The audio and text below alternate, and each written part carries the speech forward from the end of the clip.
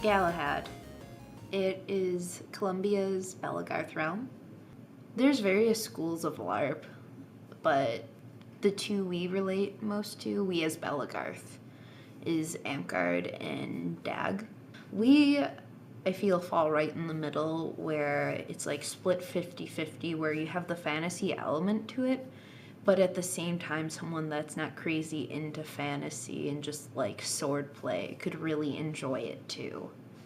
I think that role-playing overall should be something everyone should try at least once. Everyone has pretended to be, a knight or a fireman or a police officer. I mean, this is something that lets you kind of go out there and really be the character in your mind. I think as people get older, they kind of lose that imagination, and this kind of lets you really step back into it and almost be a kid again for a little while. It's just been a really rewarding experience, like getting people into this and making their own characters and making their own weapons. Just like watching people grow from someone that really just showed up one day. Part of why we're here is to formally start the Realm of Morva. As many of you know, and for some of those who do not, Chicago never used to be a big name in the sport. For some time, fighters in the city were a dying breed, with no organization to unite them, no rallying cause to bring them together. Now, seeing you all before me brings hope that Belagarth will again flourish here. I want you all to know that we are proud and honored to be here with you today, and I hope that we'll all continue to grow together. Morva is about joining a family. It's joining a community of people who will do everything in their power to help you improve, be it in-game or out. These oaths that you're about to take are not meant to be a silly roleplay ritual. They are meant to bring us together as a realm, across our chapters, and they are to be a declaration of commitment to each other. It is a commitment to help each other, a commitment to constantly do your best. Reflect on these oaths, and take them only if you mean to commit. Thank you. My family really, they didn't like it. They kind of thought it was really nerdy, and my mom more thought I was just gonna get hurt, because at least in football I'm padded, and this is just kind of people hitting you. My dad kind of just, he wasn't on board in the beginning, but he is now. Now he's like super behind it. So he saw me fight once, and he was like, "This is really physical stuff. Like it's not just like tapping around." It's kind of what he thought in the beginning.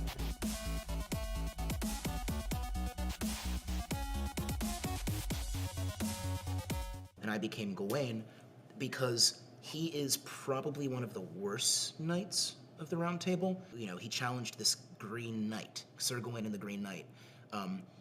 And the knight said, whoever is going to cut off my head, that's fine, but I have to then, in return, in a year from now, cut off your head. And Gawain stepped forth like, oh, if I'm going to kill him, he's not going to cut off my head. So he cut off his head, and then the Green Knight picks up his head and says, okay, see you in a year, and rides off. And Gawain's terrified, and he puts off going to find the knight until like the last possible moment. Along the way, he gets this belt that lets him survive any injury, and rather than being brave, he wears that to make sure he doesn't die. And like, he gets there, and the Green Knight calls him out on it. He says, you freaking coward. What's your problem? Why are you even doing this?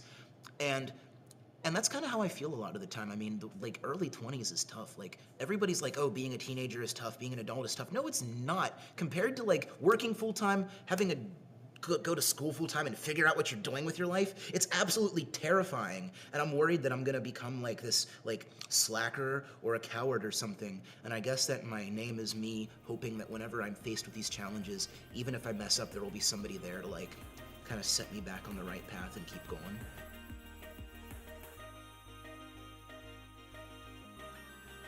Kaylee tackled me, and that was our first day knowing each other. She tackled me and beat the crap out of me, and we became best friends.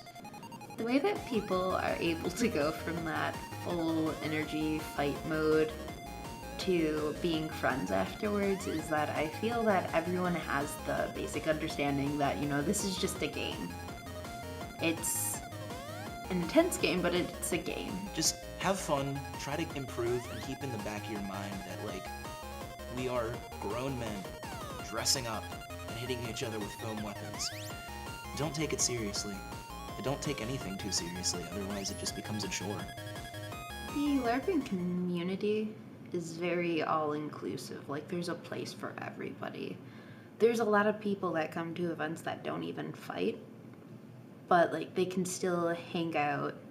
Each person can get their own experience out of it, but, like, every experience is a good one. Like, nobody is ever turned away. You can go up to any camp and go hang out with those people, or you can go up to any fighter and be like, hey, let's spar. The way that we think about the world comes from our understanding of fantasy, mythology, what have you. Legends, fairy tales, call them what you want. They don't teach kids that dragons exist. Kids already know dragons exist. It teaches kids that dragons can be slain, and I agree with that. I agree with that more than anything else. Imagine hearing for the first time the story of The Hobbit, where a short, fat, middle-aged, basically like English dude saves the world just by mistake. But it's not just by mistake, it's because, like, he was important enough as himself. He didn't have to be some hero or some military leader or some dictator or some celebrity. It said that, you know, fantasy teaches everyone that you're important because you're important. End of story.